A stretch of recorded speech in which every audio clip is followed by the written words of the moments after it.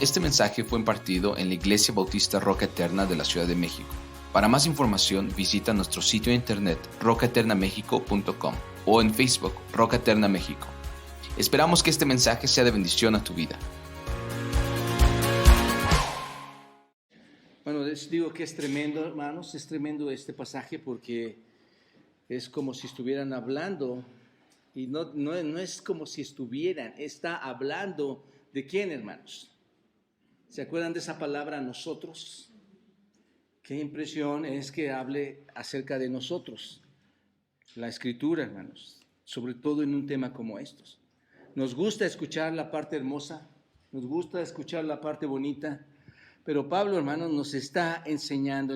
Pablo en esta carta en realidad está hablando sobre el pecado y la culpa, ¿no es cierto? Sobre el pecado y la culpa, y está señalando, está responsabilizando a cada ser humano del mundo, a cada persona que existe en el mundo, y está responsabilizándolos ante Dios y les dice que son culpables, o les dice que somos culpables. He titulado este pasaje El veredicto de la palabra de Dios, porque eso es, hermanos. Ahora es la palabra de Dios en ese sentido, el veredicto de Dios. ¿Cuál es? Todo hombre es culpable. Solo a modo de introducción, hermanos, cuando tú vas a Romanos 7, un espectacular capítulo, hermanos, y si quieren verlo, cuando tú vas a Romanos 7 y ves en el versículo 24 lo que Pablo está diciendo, observen, esta es una declaración sumamente poderosa, también fuerte, observen, cuando ves a Pablo lanza una declaración, una declaración muy relevante, y es: miserable de mí, ¿quién me librará de este cuerpo de muerte? ¿Se dan cuenta de lo que dice Pablo ahí? Pablo estaba clamando por la liberación de ese cuerpo, ¿no? De ese cuerpo contaminado, de ese cuerpo de pecado. Pablo vio en un sentido, hermanos, el pecado como una realidad que le estaba ensuciando, como una realidad que le estaba contaminando, como un pecado que es ofensivo. Cuando declara estas palabras. Y el pecado es algo que deseamos, no sé tú, pero yo deseo, junto con muchos de ustedes, deseamos que sea eliminado de nuestra vida, ¿no es cierto? El pecado es algo terrible, hermanos. Diríamos: miserables de nosotros, ¿quién podrá librarnos de este cuerpo de muerte, no? Así que Pablo veía el pecado como algo que no debería estar en él y tampoco debería estar en nosotros, hermanos. ¿Se dan cuenta? Bueno, cuando piensas en esto, hermanos, si para Pablo implicaba el pecado todo esto, hermanos, la pregunta aquí es: ¿qué es lo que implica para Dios el pecado, hermanos? Si Pablo lo dimensiona de esa manera, imagínense ustedes lo que es para Dios mismo, quien es total y plenamente santo, ¿no es cierto? Santo, santo, santo.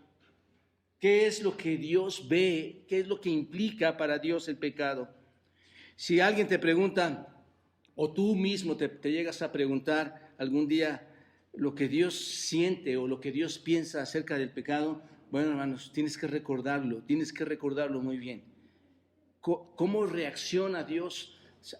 ¿Cómo es que Él ve? ¿Cómo describe el pecado? Bueno, todo lo que tú necesitas hacer es ir a Romanos capítulo 3 y ver estos versículos que acabamos de leer. Es todo lo que necesitas ver. Si te preguntas, ¿cómo Dios ves tú las cosas en cuanto a los pecadores? Ahí está. ¿Cómo las ve Dios, hermanos? Qué bendición poder leer la Escritura, hermanos, y extraerlo de ahí, ¿no es cierto? ¿Cómo ve Dios al hombre, hermanos? Lo hemos estado analizando desde la semana pasada. Es muy fuerte la manera en que Dios ve al hombre. Bajo esa mirada, bajo esa observación de Dios y esa sentencia de Dios, el hombre está perpetuamente perdido, hermanos. ¿Te das cuenta? Bueno, entonces, todo lo que necesitas hacer es ir a Romanos capítulo 3 y leer esta porción. ¿Por qué? ¿Por qué tienes que ir a Romanos 3? Porque en este pasaje, más que en cualquier otro pasaje de la Escritura, te lo vuelvo a repetir, hermano, tenemos, por así decirlo, todo el compendio, toda la colección de las declaraciones de Dios con respecto a la pecaminosidad del hombre. Ahí está todo lo que Dios ve en el hombre, hermanos. Es una definición y descripción divina, no viene de los hombres, es de Dios. Dios está describiendo divinamente a los hombres que componen la pecaminosidad humana. ¿Te das cuenta? Y eso es muy importante que lo entiendas. Ve en esto, cuando tú lo lees, Dios ve la absoluta incapacidad que el hombre puede tener para hacer algo al respecto. El hombre está incapacitado para cambiar esta condición. ¿Se dan cuenta de esto? Así que este es el bloque final que Pablo usa para mostrar a todos los lectores, a todos los de aquel contexto histórico y aún en este tiempo contemporáneo, la pecaminosidad absoluta de cada uno de los hombres que habitan en este planeta. Y para esto, hermanos, lo vimos la semana pasada, usa un argumento ahora, ¿no es cierto? ¿Cuál es el argumento que Pablo usa? Examen, hermanos. ¿Cuál es el argumento que Pablo usa? Las Escrituras. Ahora, dice Dios, habla a ellos y muéstrales que en realidad todos son pecadores.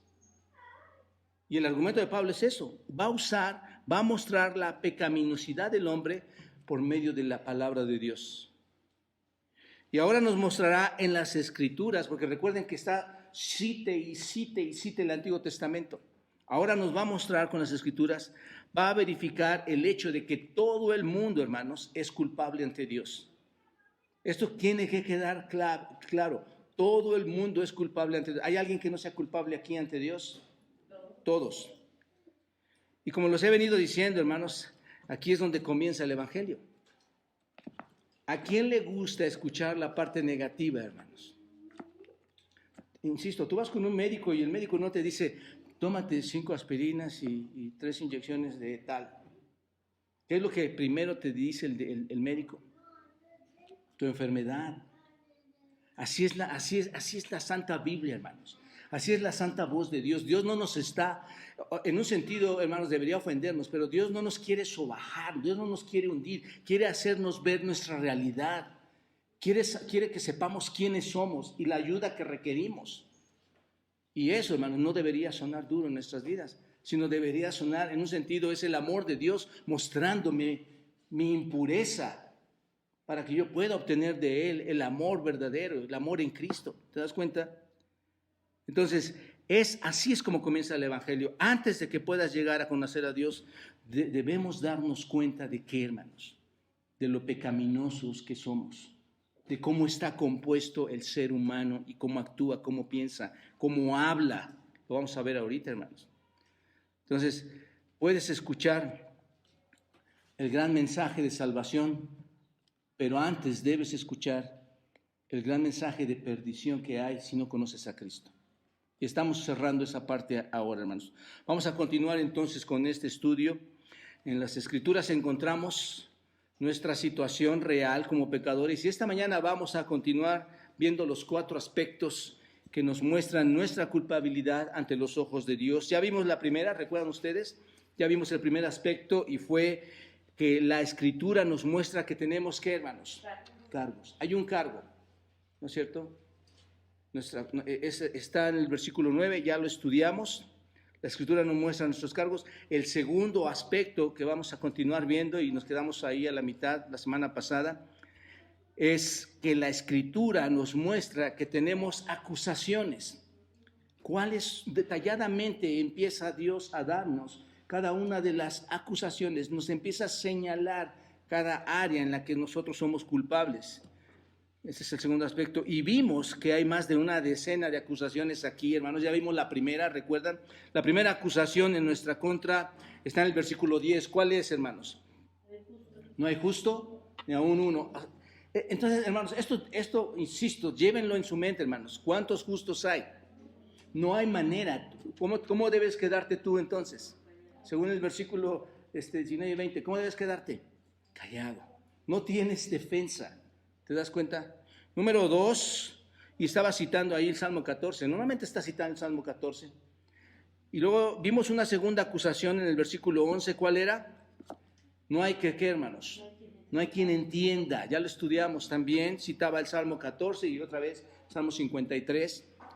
La tercera acusación que ya estudiamos está también en el verso 11, ¿cuál era? No hay quien busque a Dios, citando el Salmo 14 otra vez en el versículo 2.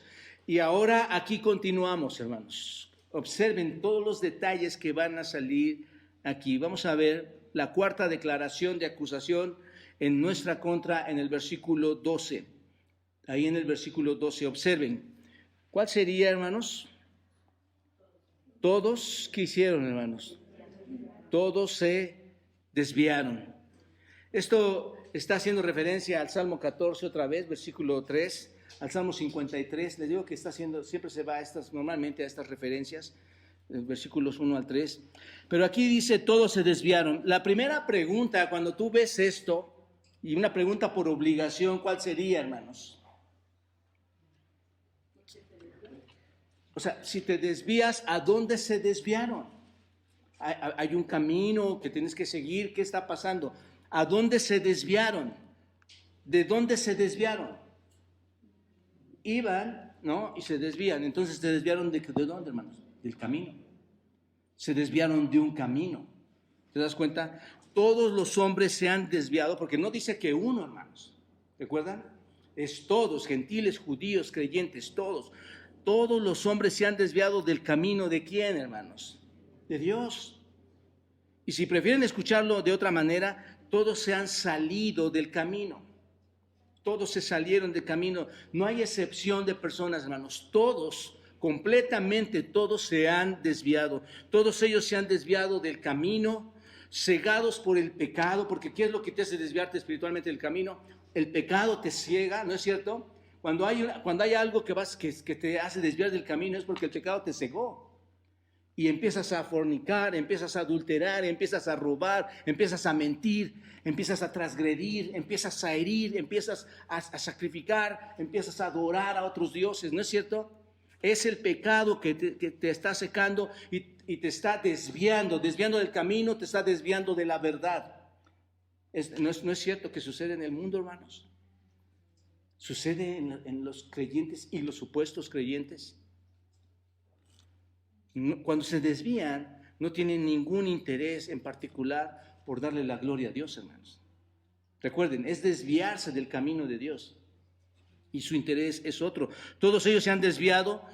Y se han desviado, hermanos, ¿se acuerdan capítulo 1? Se han desviado por todas aquellas lujurias. Se han desviado por todos esos deseos carnales, fuera del camino de la verdad, fuera del camino de la salvación. Se han desviado por ahí, hermanos. La palabra desviar, esta palabra que ustedes ven aquí, hermanos, esta palabra significa eclino. Eclino. Que cuando oyes eclino, ¿qué da la idea, hermanos? De inclinarse, ¿no es cierto? Eso es lo que significa eclino. Da la idea de inclinarse. Significa evitar la asociación con, en este caso con Dios. Se ha inclinado hacia dónde, hermanos. Cuando no quieres asociarte, ¿qué haces? Te inclinas, te haces a un lado, ¿no es cierto? Esa es la idea. Toda la raza humana, hermanos, según estos textos, ha abandonado ¿a quién? A Dios. Se ha inclinado, se ha separado de Dios. Toda la raza humana ha abandonado el camino de la verdad. Y es de esperarse, ¿no es cierto? La raza humana, ¿cómo es, hermanos? ¿Buena o mala? Pues voy a decir más o menos. Soy más o menos bueno y más o menos malo, ¿no? En un sentido lo explicaba la semana pasada, pero la raza humana, ¿cómo es? Es mala. ¿Qué esperas de la raza humana? ¿Que vaya por el camino? Por supuesto que no. No es de esperarse que se apartaran todas estas personas del camino, claro. ¿Por qué? Porque si los hombres son malos, hermanos, ciertamente van a permanecer en el camino incorrecto, ¿no es cierto? No van a estar en el camino bueno, en el camino correcto con Dios. Si no le conocen, si no conocen a Dios, ¿hacia dónde se van a dirigir, hermanos? Hacia ningún lado. Si son ciegos, ¿van a encontrar al Señor? No, no lo van a ver. Son ciegos espiritualmente, no van a saber dónde está. Y si no le están buscando, hermanos, si no tienen el deseo de ir a buscarlo, de encontrarse con el Señor, ¿qué van a hacer? Se van a desviar, ¿no es cierto? Se van a inclinar a otro lugar. ¿No es esto, hermanos, exactamente lo que el profeta Isaías dijo en Isaías 53? Vayan a Isaías 53 en el versículo 6, observen lo que desde el Antiguo Testamento se venía diciendo en el versículo 6, observa lo que dice, versículo 6, 53 de Isaías, Todos nosotros, ahí está otra vez apoyando este texto. ¿Qué dice? Todos nosotros. ¿Quiénes son nosotros, hermanos? Cada uno de nosotros, ¿no es cierto? Toda la gente, todos nosotros, ¿qué dice? Nos descarriamos. ¿Qué significa esto? Descarriarse, hermanos. Casi es el mismo desviar. Ajá. Nos hemos vuelto de Dios, nos hemos inclinado de Dios. Como ovejas, cada cual se apartó por su camino. ¿Cuál camino, hermanos? ¿No? Nos apartamos a nuestra manera de creer, a nuestra manera de pensar que es la verdad y no a la verdad de Dios. Eso es lo que está diciendo Isaías. Es muy paralelo a este pasaje, ¿se dan cuenta? Ahora, el hombre no está en el camino de Dios o que no está ahí. ¿Dónde está, hermanos? Les he platicado la historia, ¿no, hermanos? Que siempre nos hemos perdido. Y una vez que venimos con una amiga y un amigo de mi esposa y mío, nos decían, mira, ya nada más te vas por ahí derecho, cruzas Tlalpan y no te vayas a ir hacia Cuernavaca, te das vuelta para que te salgas. Y ahí vamos, hermanos. Sí, nos decían adiós. Yo decía, mira cómo nos siguen saludando, adiós. Pero era porque nos decían, no, es para allá. Y nosotros nos seguimos hasta casi a Cuernavaca, hermanos. El hombre que no está en el camino de Dios se extravía, está extraviado, ¿no es cierto? Es por eso que cuando Jesús vino, hizo un anuncio monumental, hermanos. Cuando vino a esta tierra, ¿qué es lo que dijo el Señor? Juan 14. Yo soy, ¿qué, hermanos? Yo soy el camino. Observa, yo soy el camino. No hay otro camino, hermanos. Todos los demás caminos van a afectar tu vida, van a afectar la vida de tus hijos, van a afectar la vida de tus nietos, de tu esposo, de tu esposa. No hay otro camino, hermanos. Por eso digo que es una declaración majestuosa. Yo soy el camino, y ese camino te lleva ¿a qué? A la verdad y a la vida. El hombre insiste en desviarse del camino, hermanos. Y él dice, yo soy ese camino. ¿Sabes qué significa camino en griego? Hodos. Hodos es camino y camino significa rectitud, ruta, senda, un modo de vida, si lo queremos aplicar mejor. Eso es lo que significa camino, hermanos. Cristo es el camino hacia dónde, hermanos? Hacia Dios. Siendo Dios mismo, obviamente, pero es el camino hacia Dios. ¿No es así? Es el camino a la bondad, es el camino a la rectitud, es el camino a la santidad, es el camino a la salvación, hermanos. Y si eres realmente inteligente, ¿a dónde debes dirigirte tú entonces? ¿No? Me habló un pastor, hace poco le comenté esto, las primeras semanas que yo conocía del Señor, y me decía que vaya el domingo a la iglesia, se me ocurre hablarle, un día que no fui, en estas primeras semanas que nos invitaban, dije, voy a ser amigable con él, le voy a pedir una disculpa que no fui. Oye, no estaba el pastor, estaba un misionero, Tomasito, y me dice, le digo, hermano Tomás, no pudimos llegar. Ya sabes, cómo somos buenísimos para meter pretextos, ¿no? La verdad es que no quería ir. Y cuando me empezó a decir, pero no te das cuenta que te estás desviando, no te das cuenta de que eres el papá, no te das cuenta que eres el hombre, no te das cuenta que tienes una esposa, que tienes hijos. Y casi le colgué, hermanos, porque yo no esperaba eso, yo nada más quería disculparme. Yo no quería recibir su supuesto regaño. Oh, hermanos, gran bendición. Después de una hora, tal vez, mi corazón no dejaba de estar tocado por el Espíritu Santo. Ningún otro día más. Ningún otro día, y Dios lo sabe, hermanos, a menos por enfermedad o por alguna vacación, y eso busco una iglesia, volví a faltar a la iglesia. Me di cuenta de la irresponsabilidad de mi parte, lo que yo estaba enseñando a mis hijos. Cada uno es en su pecado, hermanos, cada uno en su relación con Cristo, pero mi responsabilidad yo la veía ahí. ¿Te das cuenta? Por eso, si eres inteligente esta mañana, tienes que pensar y ser decidido, ser atrevido, arriesgarte, ser apasionado por Cristo y decir, sí, voy a ir hacia adelante, voy a ir hacia este camino, yo no me quiero desviar. ¿Sabes por qué? Proverbios, hermanos, dice, hay camino que al hombre le parece como, hermanos, recto, derecho. ¿A cuántos hombres hoy en día su camino le parece derecho, hermanos? Pero no es más que pura vil ignorancia. Porque es para él, recuerden, hermanos, es para él, esa es su manera de pensar. No está asentado en las Escrituras. Hay a unos que el camino les parece derecho, pero su fin, cuando tú vas en un camino diferente, su fin es camino de muerte. Proverbios capítulo 14, versículo 12. Su fin es camino de muerte. ¿Es cierto o no esto, hermanos? Es palabra de Dios. Por eso es verdad, es palabra de Dios. Solamente pídele a Dios te dé inteligencia y solamente con esto pensar, es cierto Dios, no voy a abandonar este camino, porque cualquier otro camino me lleva a camino de ¿qué? Aparentemente hay satisfacción ahora, hermanos, pero te va a llevar a camino de muerte, tarde o temprano. Y ese es un problema, hermanos, porque cuando te acercas con las personas para decirles que están en el camino equivocado, ¿qué es lo que sucede, hermanos? Aunque seas pasivo y tranquilo, ¿qué es lo que sucede? Se ofenden. A las personas no les gusta que les digas que están en el camino equivocado. Y es que viven bajo la ilusión de que pueden ver las cosas, cuando en realidad, ¿qué dice, hermanos? La Escritura a los fariseos. Ciegos, guías de ciegos. Ellos creen ver, pero en realidad están, ¿qué? Ciegos. ¿Te das cuenta? Pueden escuchar, pero dicen que escuchan, pero en realidad están, ¿qué, hermanos? Sordos, ¿no es cierto? Y pueden pensar, aun cuando no entienden, según Efesios 2, que su condición es de muerte. Entonces piénsenlo, pueden pensar que ven, que oyen y que piensan, que escuchan, pero en realidad están muertos. Si es que Efesios 2 es verdad, y lo es.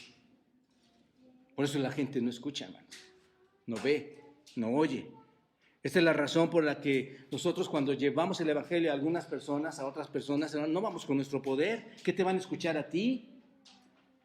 El único que puede quitar la ceguera espiritual, el único que puede quitar la sordera espiritual es Dios, ¿no es cierto? Vamos con la inspiración de Dios, vamos con el poder del Espíritu Santo para que sea el Espíritu Santo el que transforme el corazón de aquella persona incrédula que tiene un corazón frío, y como diría Ezequiel, un corazón frío como la piedra. ¿No es cierto? Toca una piedra, hermano, y dime si tiene algo de calor. Amén, digo, no es que esté en el sol, ¿no? Pero por sí sola no da calor.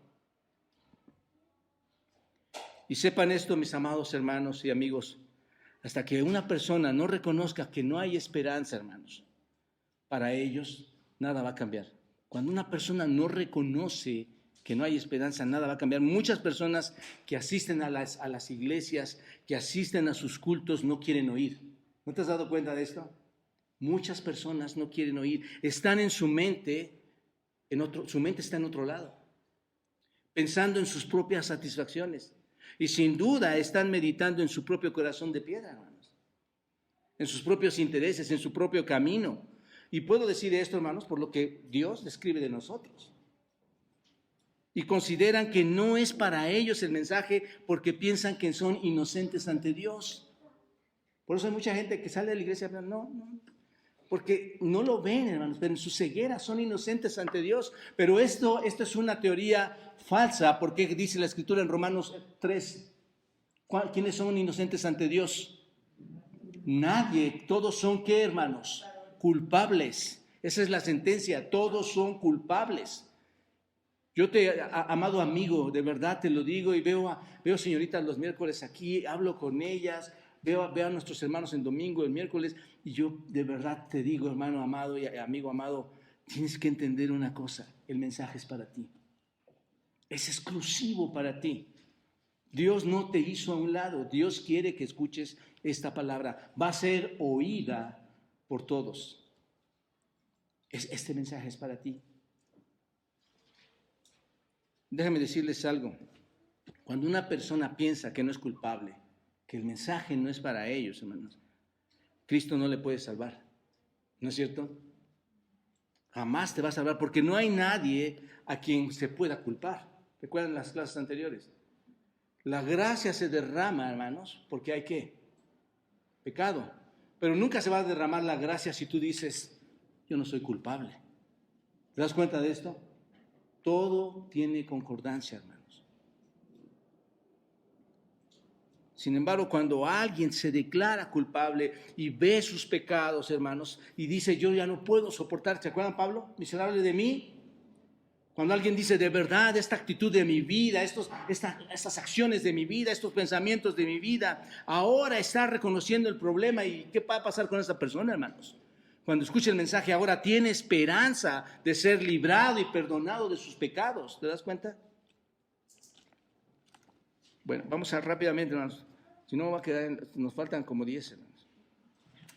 Una quinta declaración, versículo 12, ahí mismo, hermanos. Está también en el versículo donde se nos acusa. ¿Qué más? Todos se desviaron. ¿Y qué más pasa, hermanos? ¿Aún así hicieron qué? Ahí está. No solo se desvían, sino que son ¿qué? ¿Te parece dura esta palabra? Está extraído del Salmo 14, otra vez, versículos 1 a 3.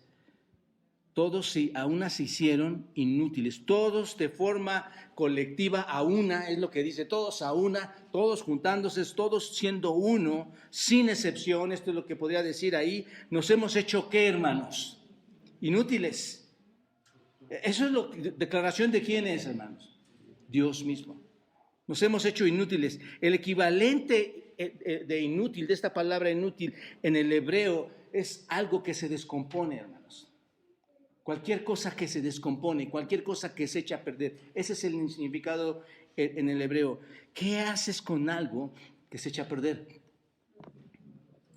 No me digas que lo guardas en el refri y lo tienes ahí. ¿No? Abres y cuando llegan las vistas todas se gozan de ese mal olor. ¿Qué haces con lo inútil, según en el término hebreo? Lo desechas. Está echado a perder. En el griego, hermanos, significa corromper. Significa que eres de poca ayuda, sin valor, indigno. Eso es lo que significa. La raza humana no puede cumplir, cuando tú ves este asunto, no puede cumplir su función para la que fue hecho, porque está, ¿qué, hermanos? Inutilizada, está corrompida, está lista para ser, ¿qué? Inútil, desechada. Está lista para ser desechada. ¿Te das cuenta? Es inútil, ¿por qué? Tan simple porque ya no es útil, hermanos. ¿No es cierto? Se ha deteriorado tanto, se ha corrompido tanto, que ha perdido su uso, el uso significativo por el cual es. El hombre fue diseñado para dar la gloria a Dios, hermanos, no para llevar contaminación de pecado. Es como la comida que se ha descompuesto, ¿no es cierto, hermanos? Que se rancia, que se echa a perder, que se pone sucia, que es repugnante y no tiene valor. ¿Y qué haces con esa comida? La desechas, la tiras. Ese es el ejemplo. Y un gran ejemplo, hermanos, de esto lo tenemos en Juan 15:6. Vayan a Juan 15:6. Declarado por el Señor Jesucristo mismo, en Juan 15:6, observa lo que dice. El que en mí no permanece, ¿qué pasa, hermanos? Será echado fuera, inútiles. ¿Se dan cuenta de eso? Inútiles. Será echado fuera como pámpano y se secará y los recogen. ¿Y qué dice otra vez ahí? Y los echan, ¿dónde, hermanos? En el fuego y arden. Ese es el fin.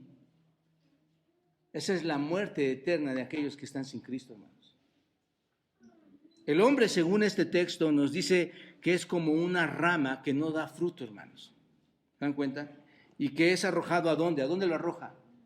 Al fuego, según aquí, porque no hay otra cosa que hacer con algo que no sirve, con algo que es inútil. ¿Se dan cuenta de esto, hermanos? Este es el paralelo. Así que, ¿cómo ve a Dios? ¿Cómo ve Dios al hombre? Inutilizable. Otra declaración ahí mismo en este versículo, nuevamente en el versículo 12, no hay, a todos se desviaron, a una sesión inútiles, y luego dice, no hay quien haga qué, hermanos. ¿Cuántos hay que hacen lo bueno, hermanos?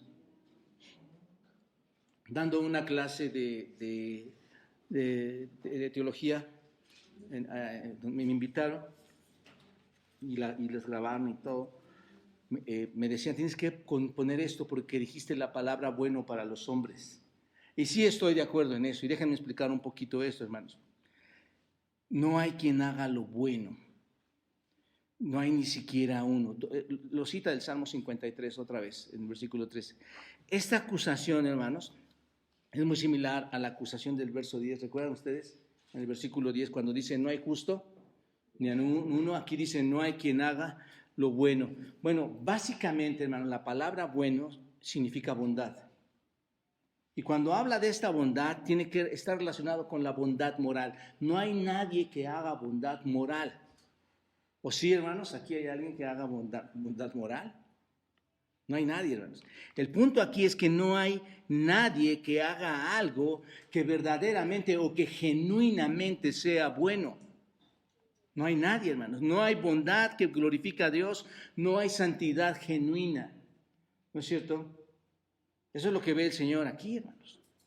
Solo recuerden, hermanos, como se los aclaré la semana pasada, que no estoy diciendo que el hombre no hace cosas buenas en el sentido relativo, hermanos, ¿no? Les ponía el ejemplo de la mamá que ama o nosotros mismos que nos amamos, son cosas buenas, ¿no? Pero a escala humana, pero en última instancia, hermanos, no lo hace para la gloria de Dios. Termina siendo malo, ¿te das cuenta? Bueno, otra declaración, otra acusación en nuestra contra, versículo 13, observen. Sepulcro abierto es su garganta, hermanos. Sepulcro abierto es su garganta. ¿Qué te imaginas en él? ¿Has ido alguna vez a un cementerio? ¿Te imaginas los ataúdes abiertos? Piensen, hermanos, llévenlo. Sepulcro abierto es tu garganta. Aquí, en los versículos 13 y 14, Pablo cita el Salmo 5, el Salmo 40, el Salmo 10. Ustedes vayan después y vean, hermanos. Pero ahora Pablo va a lanzar una acusación en relación a la boca, hermanos. La Biblia, y antes de entrar a esa acusación, la Biblia dice en Mateo, y todos vayan a Mateo 12, la Biblia dice en Mateo 12, en el versículo 34, hermanos, observen lo que dice. Cuando el Señor Jesucristo está hablando a los fariseos, a aquellos supuestos creyentes en Dios, la Biblia dice ahí en Mateo 12:34, ¿cómo les dice? Generación de víboras. ¿Cómo podéis hablar lo bueno siendo qué, hermanos? ¿Lo pueden hacer, hermanos? ¿Es posible que el hombre haga esto? Sí. Sí, de hecho aquí está la acusación de Jesucristo mismo. Y observen lo que dice, porque de la abundancia de qué, hermanos, de la abundancia del corazón, habla qué, hermanos. Esto lo hemos experimentado muchos de nosotros, hermanos. Según este texto, hermanos, ¿qué sucede cuando el corazón está abundante de cosas? ¿Qué sucede, hermanos? Está lleno, está lleno, está lleno, está lleno. ¿Qué sucede, hermanos? La boca habla. ¡Wow! Ahí empieza todo, hermanos. ¿Has escuchado a alguien hablar de su corazón? Es rápido puedes ver a esa persona.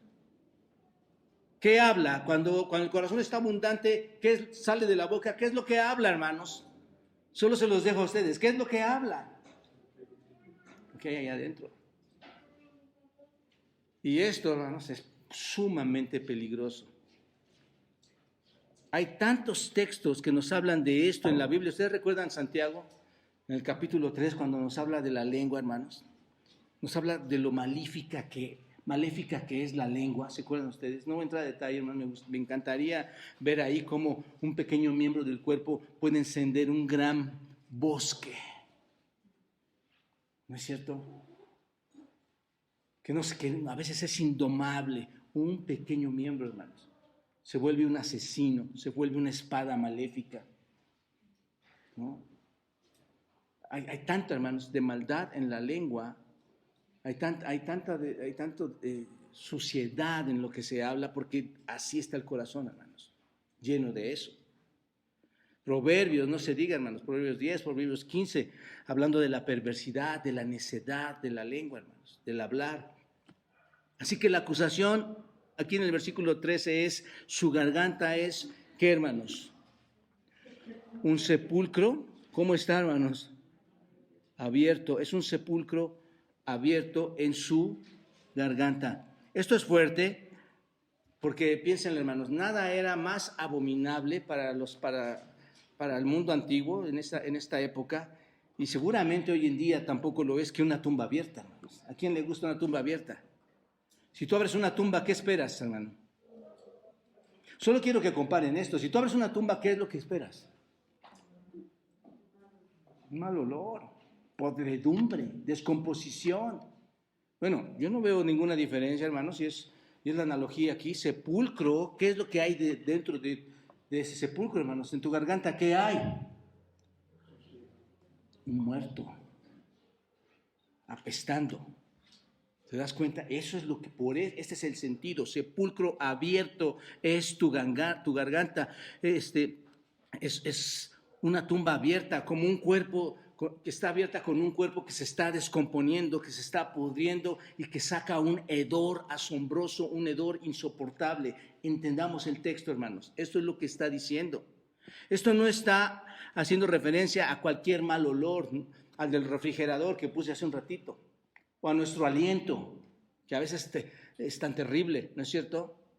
Esto está haciendo referencia a algo mucho más profundo que eso, hermanos. Está haciendo referencia a la tumba abierta.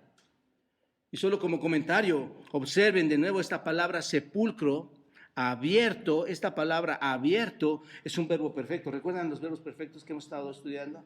Significa, hermanos, que estaba abierta en el pasado y que está haciendo ahora, hermanos. Está abierta hoy en día. Esto es terrible, hermanos.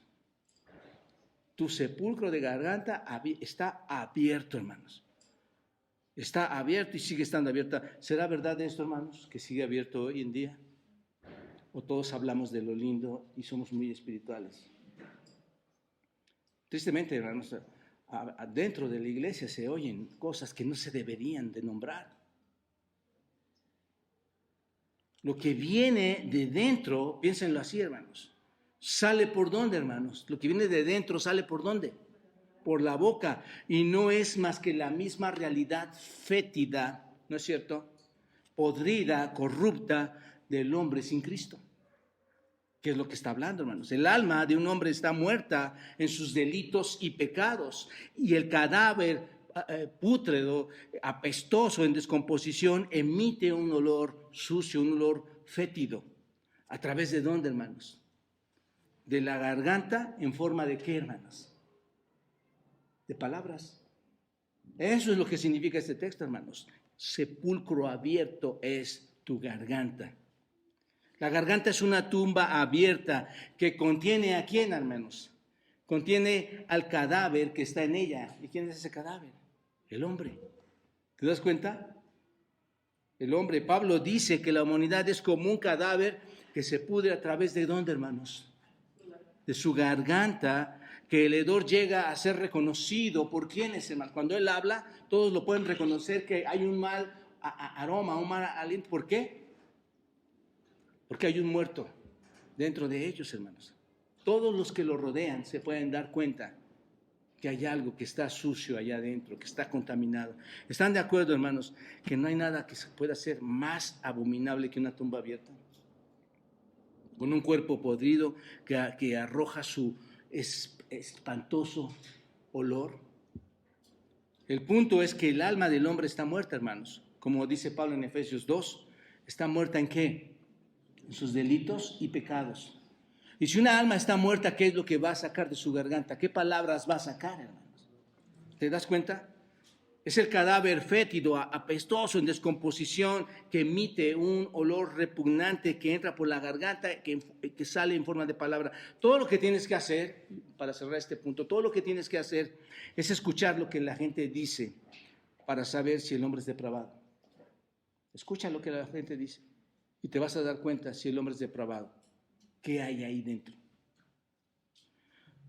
Otro que va relacionado aquí, hermanos, la octava declaración de acusación en nuestra contra. Versículo 13, otra vez, de nuevo aquí.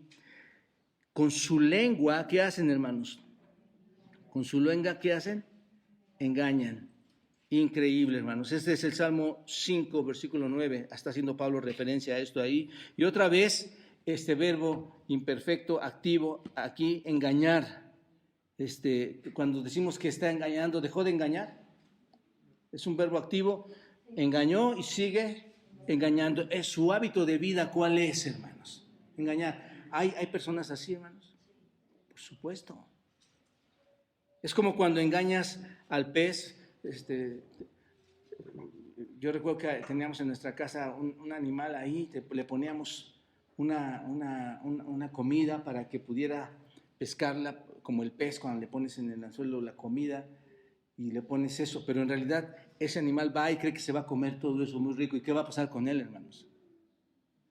Se va a morir, ¿no es cierto? Fue engañado. El ejemplo práctico, hermanos, aquí sería cuando confías en una persona, en su palabra.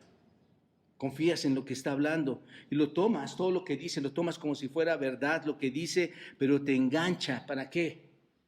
Para matarte, porque los hombres, hermanos, no dicen la verdad, según la Escritura. Esto sucede, por ejemplo, cuando haces negocios con algunas personas, con los hombres, o te relacionas con los incrédulos. Esto sucede así, ¿no es verdad? Si confías en la boca del hombre, te vas a encontrar enganchado, preso, para muerte. ¿Y por qué digo esto, hermanos? Por esta razón el Salmo 57, todos vayan, Salmo 57, vean hermanos, ahí vamos a aprovechar. O sea, digo esto porque dice esto el Salmo 57, el salmista en el versículo 4, observa lo que dice el Salmo 57, versículo 4, dice, mi vida está entre ¿qué, hermanos? Estoy echado entre hijos de hombres que ¿qué hacen, hermanos? Vomitan llamas. Sus dientes ¿cómo son? Son lanzas y saetas, y su lengua, ¿qué es, hermanos? Espada aguda, wow. ¿Te das cuenta? Los hombres, hermanos, han llegado a tal grado que han enseñado a su lengua a decir, ¿qué, hermanos? Mentiras, mentiras. La gente no te dice la verdad. O sea, de verdad, y Dios es tan increíble, hermanos, porque te deja ver cuando alguien está mintiendo. Dicen lo que les conviene, y lo dicen solamente para obtener algo personal, una finalidad personal, por eso dicen lo que les conviene. Y eso es una revelación, hermanos. Cuando tú ves eso, no es más que una revelación del cadáver sucio, del cadáver podrido que hay dentro de esa persona. Que está, ¿qué, hermanos? Que esa garganta está sacando, ¿qué? Palabras fétidas. ¿No es cierto? Es el hombre malvado. Y aquí mismo otra declaración, versículo 13. Observen, con su lengua engañan. ¿Y qué hacen, hermanos? Veneno de áspides hay debajo de sus labios. Salmo 140, cita Pablo ahí en el versículo 3. Este tipo de hablar, este tipo de discursos sale de la corrupción del corazón, que es un cadáver, hermanos, y sale de entre sus labios, que es un discurso. Lo que está diciendo es que de ahí va a salir un discurso vil, un discurso corrupto, un discurso sucio, un discurso destructivo. ¿Has oído estas personas, hermanos? Que están dando un discurso, parece que todo es bien, bueno, pero lleva una espada, lleva una inyección letal, hermanos. Y es lo que dice, veneno de áspides. ¿Qué lleva ese discurso, hermanos? Veneno, lleva veneno. Y yo pido, hermanos, y he hablado con algunos hermanos de aquí y de otras iglesias y de otros lados y mi familia, cuidado con estos discursos. Cuídense de los discursos que traen veneno. Cuídense, porque esto es lo que ve Dios en nosotros, hermanos. Este tipo de discurso sale porque hay un corazón corrupto que está lleno de esto, es el cadáver que está dentro de nosotros, sale de nuestros labios este discurso sucio, destructivo y tiene veneno, hermanos. Y Pablo está haciendo aquí una analogía con ¿quiénes, hermanos? Con las serpientes. Esto es lo que significa áspides, hermanos. Estos son áspides, serpientes venenosas. Eso es lo que significa esta palabra. Cuando una serpiente muerde, hermanos, esos colmillos van a presionar ese veneno que tienen introducido ahí abajo. Es un veneno mortal que está escondido abajo de sus labios. Sacan sus dientes y ¿qué hacen, hermanos? Cuando muerden, ¿qué introducen? El veneno, ¿no es cierto? Para que ellos puedan ser envenenados. Mis amados hermanos, entendamos esto. las palabras son mortales. Aquí vemos que sí hay no solo asesinos en el sentido literal de matar a una persona, sino asesinos en el sentido de la palabra, hermanos. Las palabras son mortales. Hay muchas batallas muy ofensivas, ¿no es cierto?, que son iniciadas por las palabras que hay en tu casa, ¿no es cierto? En casa inician muchos conflictos. ¿Por qué, hermanos? Porque salen palabras destructivas. Y no solamente en tu casa, en el trabajo salen palabras destructivas, en la escuela salen palabras destructivas, en las calles salen palabras destructivas y por supuesto, hermano, en la iglesia. Por supuesto. Las malas palabras son mortales y el hombre es, según esto, hermanos, ¿cómo? Venenoso. Es venenoso. El Señor Jesucristo, ¿recuerdan ustedes? Llamó a los fariseos de una manera especial. ¿Cómo les llamó? Generación de ¿qué, hermanos? De áspides. Generación de áspides. Generación de víboras. ¿Por qué, hermanos? Porque eran tan venenosas las palabras para las personas a las que querían infectar. ¿No es cierto? Así les llamó. Entonces, cuidemos eso. Así es el hombre, hermanos. Así es como nos ve Dios. Así es el mundo. El mundo está lleno de eso. Otra declaración, una décima declaración, ahora está en el versículo 14, observen, su boca está llena de maldición y de amargura. Sigue hablando de la boca, hermanos. Qué interesante, ¿no es cierto?, que está hablando de esa parte interior del hombre, hermanos. ¿Está llena de qué? Cita el Salmo 10, versículo 7, está llena de maldición, está llena de ara, ese es en el griego. Ara es maldición y literalmente es maldición contra quién, hermanos.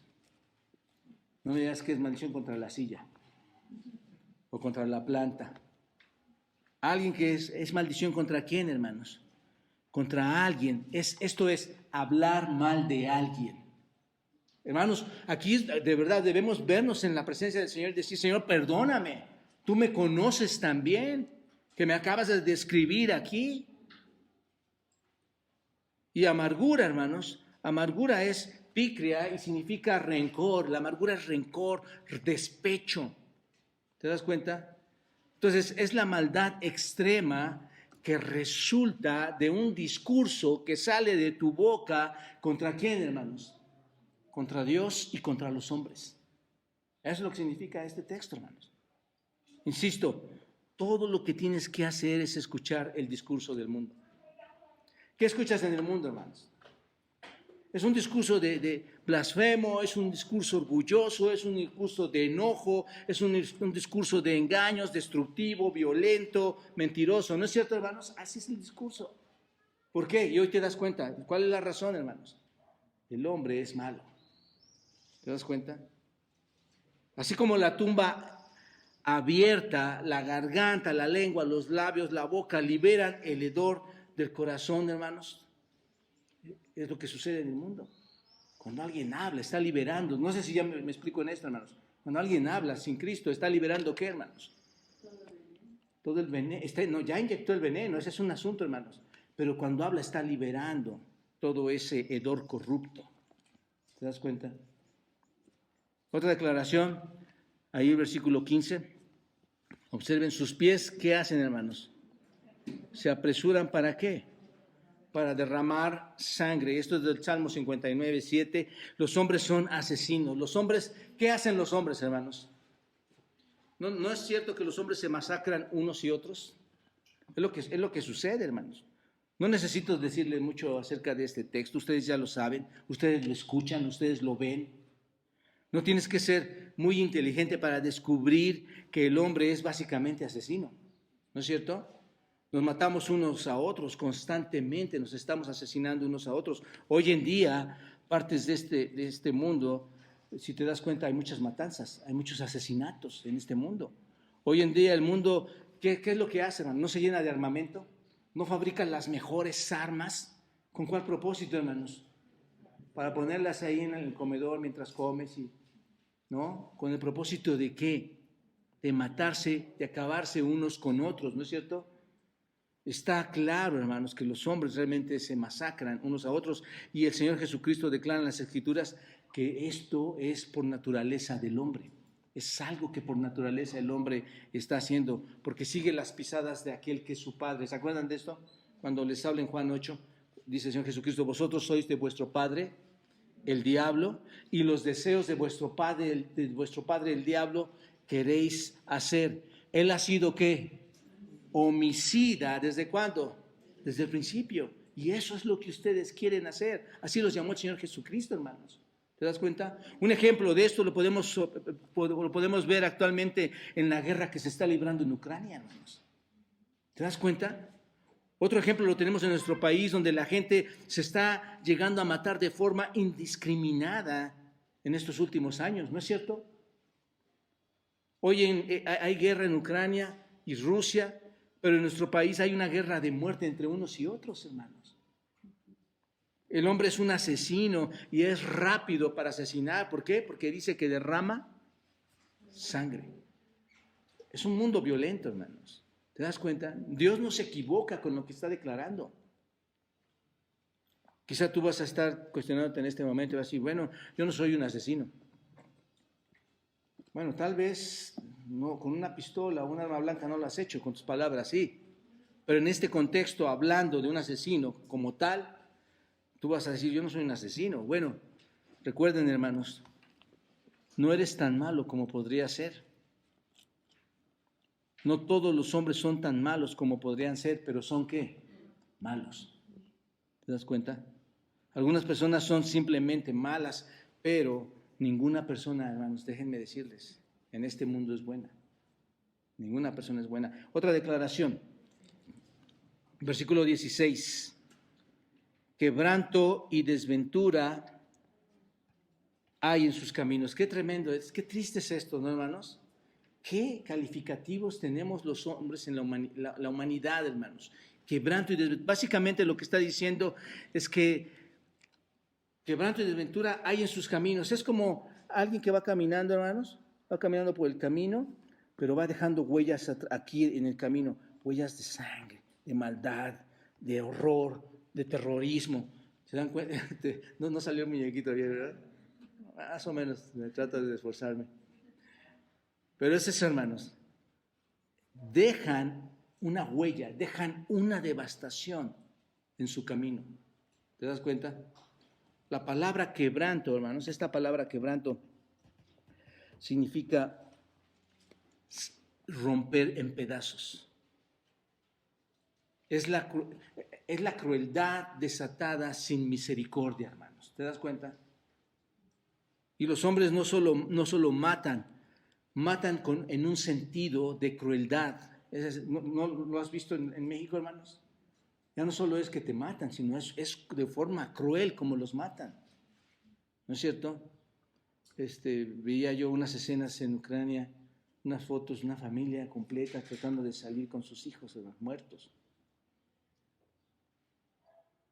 Y luego Pablo usa una palabra, desventura, y desventura significa miseria, el que es doloroso. Entonces el hombre en su mundo deja una franja de devastación, hermanos. ¿No es cierto? Tú ves estados de la República que están quedando pueblos vacíos, porque están dejando devastación en toda esa masacre, ¿no? En esa miseria. Y no solo véanlo en la guerra que se está viviendo, hermanos. Es una devastación. Ahí está el hombre matándose unos a otros. Es la conducta del hombre. Y una última, hermanos, ahí vamos a verla rápidamente, una última declaración. Y no conocieron camino de paz. Esto es tomado de Isaías 59:8, hermanos.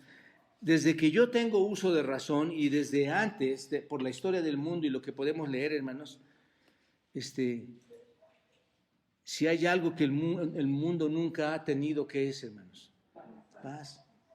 Nunca ha tenido paz. ¿Sabes? Solo ha habido devastación, yo lo que veo, solo ha habido violencia, solo ha habido destrucción, y sin embargo todos los líderes y toda la gente está tratando de buscar la paz hoy en día, ¿no es cierto?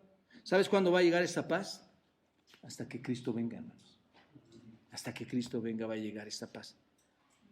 Solo basta ver cómo ¿No te ha pasado, hermanos? O sea, y nada más para concluir aquí, solo basta ver hasta en una formación, cuando vas a comprar algo, cómo se arman pleitos.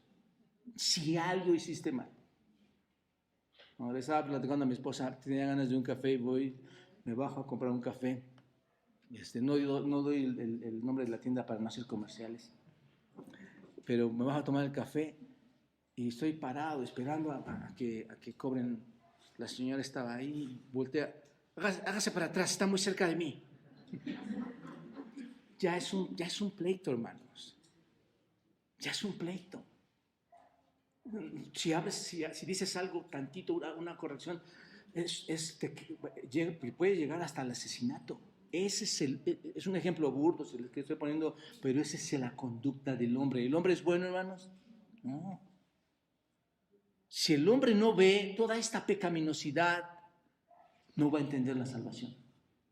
Por eso está escrito aquí, hermanos. Tienes que ver tu pecado, si no, no vas a poder ver a Cristo. Porque solo en la gracia se derrama sobre alguien que es pecador. ¿No es cierto? Bueno, aquí termina nuestro segundo aspecto. Faltan 2 aspectos, hermanos. Tengo todavía 2 horas y media, así que sí puedo terminar. El tercer aspecto, hermanos, nos muestra nuestra culpabilidad ante los ojos de Dios, y es que no hay temor de Dios. Versículo 18. No hay temor de Dios. Vimos la culpabilidad, pero ahora algo que nos hace ser culpables y que la Biblia nos deja ver es que no hay temor de Dios.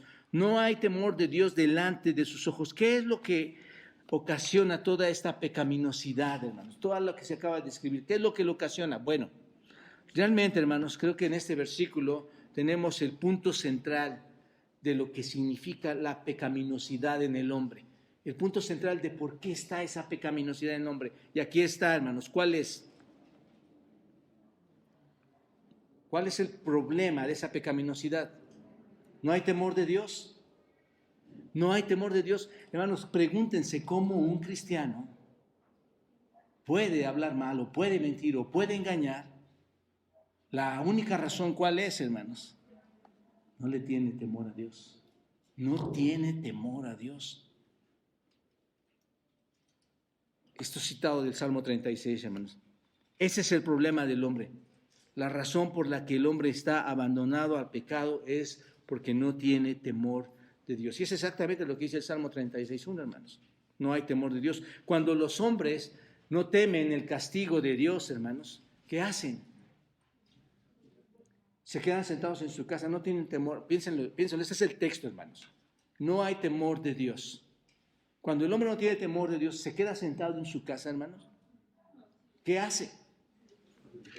Se va por el camino, se desvía, no temen el castigo de Dios y abandonan a Dios y se dirigen hacia la pecaminosidad. ¿Te das cuenta? Cuando el hombre dice, no hay Dios, piensen así, Dios no existe, entonces piensan, si Dios no existe, no va a haber consecuencias de mi pecado. Por eso el hombre hace lo que hace, hermano, no temen a Dios. Hay mucha gente que dice que no existe y no le temen a Dios. El punto es este, no hay temor de Dios porque no hay Dios según ellos. Sin embargo, hermanos, déjame darte este versículo de Proverbios para tu consideración y tu provecho espiritual, amigo. Proverbios 16:6. Proverbios 16:6 dice, observa y dejo que vayan todos a este texto, Proverbios 16:6. Con misericordia y verdad se corrige, ¿qué, hermanos? El pecado. ¿Cuál pecado? Del que hemos estado hablando todo este tiempo, hermanos. A pesar de que es tan grande, con misericordia y verdad se corrige el pecado. ¿Y qué dice, hermanos? Ahí está la clave. ¿Y qué? Y con el temor de Jehová, ¿qué pasa, hermanos? ¿Qué ocurre en el hombre que teme a Dios? Se aparta del mal. ¿Cuántos de ustedes, hermanos, recibiendo a Cristo, la gracia de Dios, su poder salvífico, decidieron dejar de hacer cosas que no deberíamos haber hecho ya? Es el temor a Dios, hermanos. Cuando tú temes a Dios, ese temor reverente, positivo, es darle la gloria a Dios. El otro es solo tenerle miedo, sin entender que hay que darle gloria a Dios, hermanos. A menos, que el Espíritu Santo de Dios sobre en el corazón de estos hombres, estos nunca van a temer a Dios. ¿Te das cuenta de eso? Nunca, nunca, no tendrán respeto de la persona de Dios, no tendrán respeto de la santidad de Dios, no tendrán respeto de su voluntad, no tendrán respeto de su poder, hermanos. Así que el mundo, mis amados hermanos y amigos, no tiene temor de Dios. ¿No te has preguntado, piensen hermano, no se han preguntado alguna vez cómo pueden las personas hacer lo que hacen? ¿No te has preguntado por qué hacen esto las personas? ¿Cómo pueden estar tan abandonados a la lujuria, a la maldad, a la inmundicia del mundo? ¿Por qué lo hacen?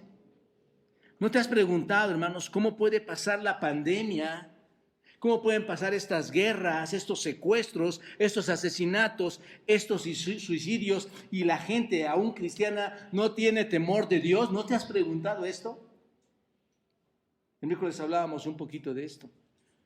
Parece que nada le espanta a la gente, hermanos. La iglesia es la ignorancia para los hombres. No tienen temor de Dios. El hombre le puede temer a un insecto, a una rata, a un perro, a una cucaracha, pero ignoran a quién, hermanos, al Dios Santo. O te estoy diciendo mentiras, hermano. Pasa una rata, y yo soy de esos, hermanos, que yo no quiero ver unos ratones. Es horrible para mí eso, pero yo veo a las mujeres que una cucaracha gritan y no quieren. Si así viéramos a Dios, hermanos, y le tuviéramos tantito temor de tanta desobediencia y que el cuerpo de Cristo se corrompe muchas veces, hermanos. Tienen más miedo al hombre que a Dios, ¿no es cierto, hermanos? Se esconden, los hombres nos escondemos para hacer la maldad. Que no me vea mi esposa, que no me vea mi hijo, que no me vea mi esposo. Qué ridículo, hermanos. No vengas a decirme que eres bueno. Le tienes tanto miedo a las personas, pero no te das cuenta que Dios con sus ojos, así como mira las 7 iglesias, o miraba esas 7 iglesias, así está mirando al mundo, desde los cielos, desde sus atrios, te está viendo a ti, me está viendo a mí. Y le tienes temor a los hombres por lo que vas a hacer, por lo que te digan. El temor del hombre, hermanos, nos impide hacer muchas cosas. Pero el temor de Dios no te limita, hermanos. No te limita a pecar en tu mente, alma y cuerpo, ¿no es cierto? Porque el hombre hace tantas cosas, hermanos. Un adúltero se esconde más de su esposo o de su esposa y Dios lo está viendo perfectamente, hermanos. Perfectamente. ¿Sabes qué pasa? No respetan su autoridad. No tienen temor de Dios. Y bueno, finalmente, hermanos, el cuarto aspecto. Las Escrituras nos declaran a todos culpables.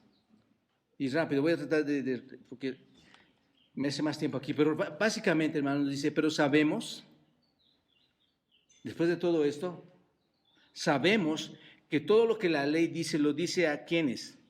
A los que están bajo la ley. ¿Quiénes están bajo la ley? Rápidamente, hermanos, ¿recuerdan ustedes nuestro estudio? ¿Los gentiles tenían la ley o no? Sí. Sí, ¿dónde, hermanos? Escrita en sus corazones. ¿Recuerdan esto? ¿Los judíos tenían la ley? Sí, ellos la tenían escrita. Entonces, porque sabemos que todo lo que la ley dice, lo dice a los que están bajo la ley. ¿Quiénes están bajo la ley? Todos. Para que toda boca se cierre, hermano. No hay nadie que pueda decir, yo cumplo la ley, yo soy bueno. ¿Te das cuenta?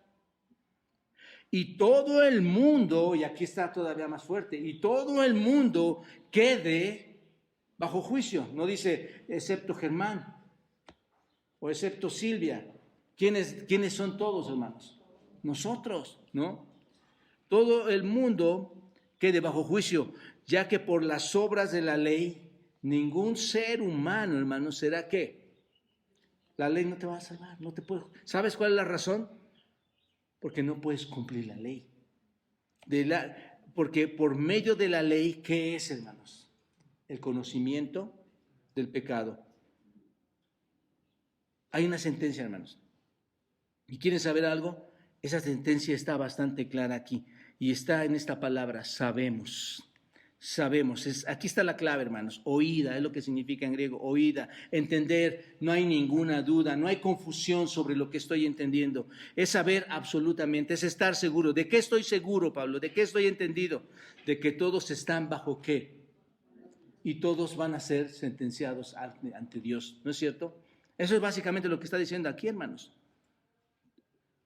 Todos aquellos no redimidos, sean gentiles, ¿no es cierto?, que tienen las obras de la ley escritas en su corazón, según lo vimos en Romanos 2, ¿se acuerdan ustedes? O todos los judíos que recibieron la ley escrita, según lo vimos por Moisés, lo vimos en Romanos 3. Y entendemos, hermanos, por supuesto, que las personas que están bajo la gracia son las personas redimidas, ¿no es cierto? Y las personas que están bajo la ley son las personas no redimidas. Pero el mundo entero, según este texto, el mundo entero está en obligación con la ley de Dios.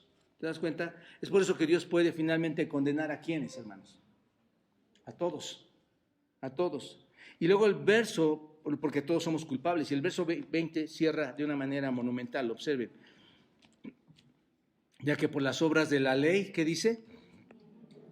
Ninguno ser humano puede ser justificado delante de él, porque por medio de la ley es el conocimiento del pecado. Lo único que la ley puede hacer, ¿qué es, hermanos? Mostrarte tu pecado. Es lo único que puede hacer la ley. Y el punto aquí es este, hermanos. No hay nadie que logre cumplir la ley. Nadie. Todo hombre sobre la paz, sobre esta tierra, hermanos, sobre su faz, tiene la obligación de guardar la ley de Dios. Pero nadie sobre esta faz de la tierra puede hacerlo. ¿Te das cuenta? Nadie lo puede hacer. Así que esto pone al hombre en una situación difícil. Si estás condenado bajo la ley, y la ley no te puede salvar y nadie puede obedecer la ley, ¿cuál es la situación del hombre, hermanos? Pérdida total. Pérdida total. Y ahí Pablo cierra, hermanos. Eso es hermoso. Ahí Pablo cierra toda esta sentencia. Y después va a entrar Pablo, más adelante, hermanos, en el versículo 21, observa, pero ahora, ahí están los grandes peros. Y aquí vamos a entrar al majestuoso evangelio de salvación, hermanos. Aquí Pablo termina de mostrarnos nuestra pecaminosidad y dice, pero ahora, aparte de la ley, se ha manifestado, ¿qué, hermanos? La justicia de Dios. ¿Y dónde está, hermanos? ¿Dónde está, aparte de la ley? ¿Dónde está? Versículo 22, la justicia de Dios por medio de la fe. ¡Wow! Yo diría, hermanos, que podemos sacar todos nuestro pañuelo y decir, exprimirlo y decir, gracias, Señor. Gracias, porque por la fe, por tu gracia y en Cristo, las cosas pueden ser diferentes ante esta grave situación que tiene el hombre. Y en esa situación, hermanos, están tus hijos, mis hijos, probablemente tu esposa, tu esposo, probablemente algunos de ustedes engañados en ser creyentes, algunos de nosotros pecando y haciendo cosas que no deberíamos hacer. Amado hermano y amigo, yo espero que estas palabras que Dios nos ha dado hoy te hagan recapacitar y pensar y darle gracias a Dios por mostrarnos lo malos y perversos que somos. Y decirle, Señor, estoy imposibilitado a hacer algo. Necesito de ti, Señor. Mi nieto, mi nuera, mi hijo, mi esposa necesitan, Señor, te ruego que llames también a estos. Esto es lo grandioso, hermanos. Sin pecado no hay gracia. Pero gracias a Dios que la gracia sobreabundó a ese pecado. Padre, gracias por este tiempo. Sabemos, Dios, que el hombre no es básicamente bueno, el hombre es un hombre miserable, Señor.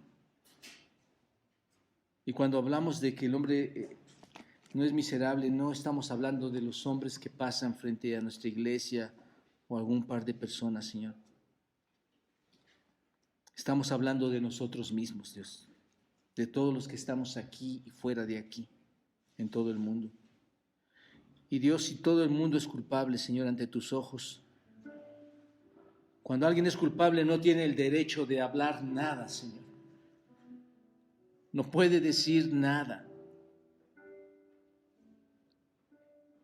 Todos estamos obligados a obedecer tu ley, Señor. Porque tú eres Dios soberano, fuerte, poderoso. Y Señor, reconocemos que ninguno de nosotros podemos guardar las obras de la ley. Todo lo que hace la ley es mostrarnos nuestro mal. Y estamos atrapados en eso, Señor. No hay justo ni aún uno, y eso nos queda muy claro, Señor. Así que, si esta es nuestra situación como hombres, Dios, y estamos bajo tu condena, Señor, necesitamos de Cristo. Necesitamos de tu gracia, de tu salvación. Él es el único que puede hacer lo que la ley nunca podría hacer. Y Él es el único que nuestra carne nunca va a poder hacer, Señor. Perdónanos, Dios. Gracias por mostrarme cómo soy. Y estoy a tus pies, Dios, para que obres en mí, por tu misericordia y tu poder, Señor. Obra en mi familia, en mis hijos. Obra en todas estas preciosas familias que son tuyas. Obra en sus hijos, Dios. No permitas que regresen a sus casas y que no vean, Dios, que hoy has hablado sobre una situación tan tremenda y tan dura por la que están pasando muchas personas. Y haznos útiles, Dios, para servir a otros. Gracias por darnos una iglesia, Señor, en donde podemos llevar este mensaje a aquellos que no tienen esperanza, Señor, pero que en tu gracia, Señor, y bajo tu poder puedes restaurar su corazón. En Cristo Jesús te alabamos, te damos gracias. Amén.